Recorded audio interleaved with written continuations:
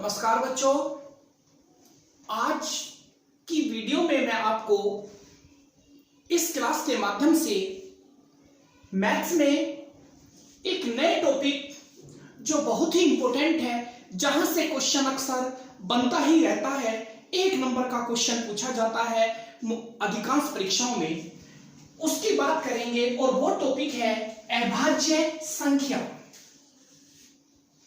अभाज्य संख्याएं पहचानना, या 1 से लेके 30 तक कितनी अभाज्य संख्याएं होती हैं, 50 से लेके 70 तक कितनी अभाज्य संख्याएं होती हैं, यह अभाज्य संख्या कौन होती है, अब पहली अभाज्य संख्या क्या होती है। इस अभाज्य संख्या को ही अंग्रेजी में हम प्राइम नंबर भी कहते हैं।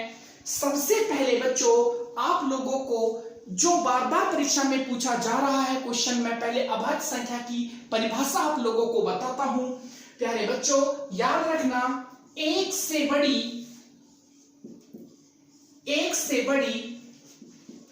प्रत्येक वह संख्या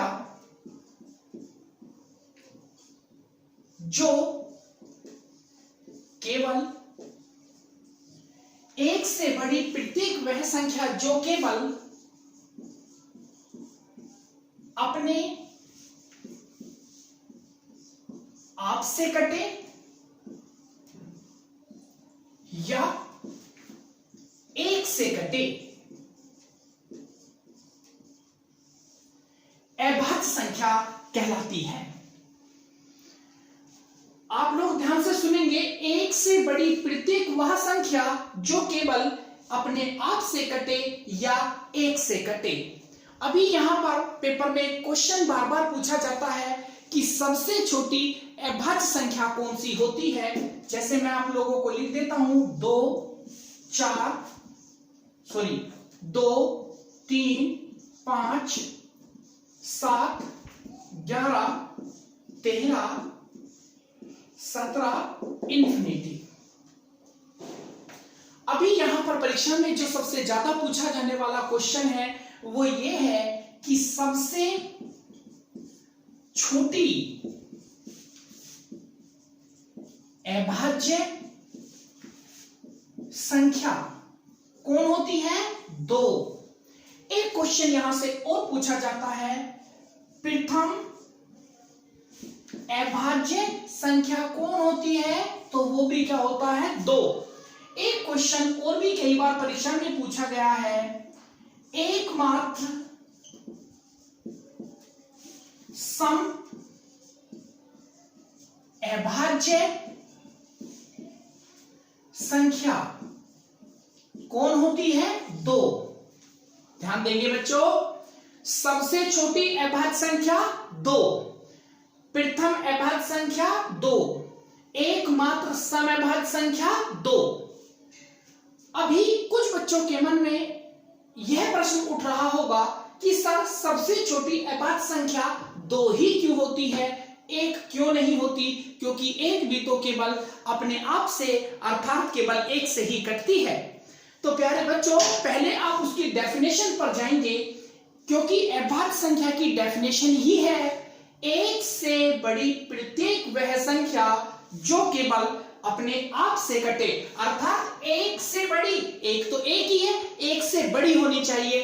फिर भी और इसे सरल कर देता हूं मैं, अभाज्य संख्या की एक बात और भी होती है कि अगर कोई संख्या अभाज्य संख्या अर्थात प्राइम नंबर है, तो उसके लिए यह जरूरी है कि उसके अपने अलावा एक फैक्टर और होना चाहिए। अगर हम 2 की बात करेंगे तो 2 के फैक्टर 2 गुणा 1 बन सकते हैं, 3 का फैक्टर भी 3 गुणा 1 ये बन सकते हैं। लेकिन अगर 1 का फैक्टर करेंगे तो 1 ही रहेगा। इसलिए भी सबसे छोटी अभाज्य संख्या क्या मानी जाती है? वो 2 ही मानी जाती है। अभी यहां पर आप लोगों को एक परीक्षा में जो सबसे ज्यादा पूछे जाने वाला क्वेश्चन it है वो ये है कि 1 से 100 तक की अभाज्य संख्या ज्ञात करना। तो बच्चे, इसके लिए मैं बहुत ही आसान ट्रिक आप लोगों को एक बता देता हूं। आज आपको केवल दुनिया भर के मोबाइल नंबर याद होंगे, लेकिन आपको एक मोबाइल नंबर और याद करना पड़ेगा, वो है 44 22 322 321। 10 नंबर का एक मोबाइल नंबर है, आप इसे याद कर लें। अगर आप इसे याद कर लेंगे तो 1 से लेके 100 तक की कितनी भी अभाज्य संख्या पूछें आप एक ही सेकंड में निकाल देंगे। 44 22 322 321 देखेंगे 10 तक, 1 से लेके 10 तक पूछेगा तो 4, और 1 से लेके 20 तक पूछेगा तो 4 और 4 ये 20 तक, 30 तक, 40 तक, 50 तक, 60 तक, 70 तक, 80 तक, 90 और ये 100। अब आप समझ गए होंगे, अगर आपसे कोई परीक्षा में पूछेगा 1 से लेकर 40 तक, अगर आपसे पूछेगा 1 से 40 तक कुल कितनी अभाज्य संख्या होती हैं, 1 से 40 तक कुल कितनी अभाज्य संख्याएं होती हैं 1 से 40 तक, तो देखो 4 4 8 2 10 और 2 12, क्योंकि 1 से 40 तक यहां तक किया जाएंगी, तो आप 4 जमा 4 जमा 2 जमा 2, 4 और 4 8 और 2 10 और 2 12, कितनी संख्याएं होंगी 12। लेकिन आप लोग कंफ्यूज मत होना, कई बार परीक्षा में क्वेश्चन ऐसे भी पूछ लिया जाता है, जैसे मान के चलो आपसे उसने पूछा 30 से 70 तक कुल कितनी अभाज्य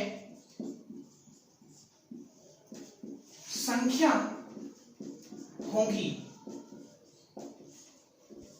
देखो 30 से 70 तक, तो आप लोग यहां पर एक गलती कर सकते हैं, और वो गलती क्या कर सकते हैं, आप 30 तक कहा, देखो 10 तक तो 4 हो गई, 20 तक 4 ये हो गई 8, और 30 तक ये हो गई। अब उसने पूछा है 30 से, तो आप काउंटिंग यहां से मत कर लेना, आपको काउंटिंग यहां से करनी है, और कहां तक करनी है, यहां तक, क्योंकि 30 से मतलब 31 आएगा, तो 30 के बाद की संख्याएं इसके अंदर आती हैं, तो आप क्या करेंगे 2 3 2 और 2, 2 और 3 5, 2 7 और 2 9, कितनी संख्याएं होंगी 9। ऐसे ही इसे ज्ञात करेंगे। ये बहुत ही महत्वपूर्ण टॉपिक था जो मैंने आपको आज इस वीडियो के माध्यम से बताया। बच्चों, आज की इस वीडियो में हम केवल इतना ही पढ़ेंगे।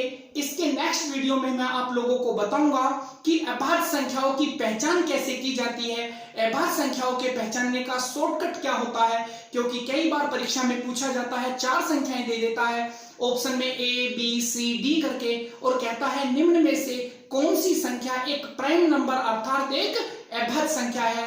तब तक के लिए धन्यवाद दोस्तों।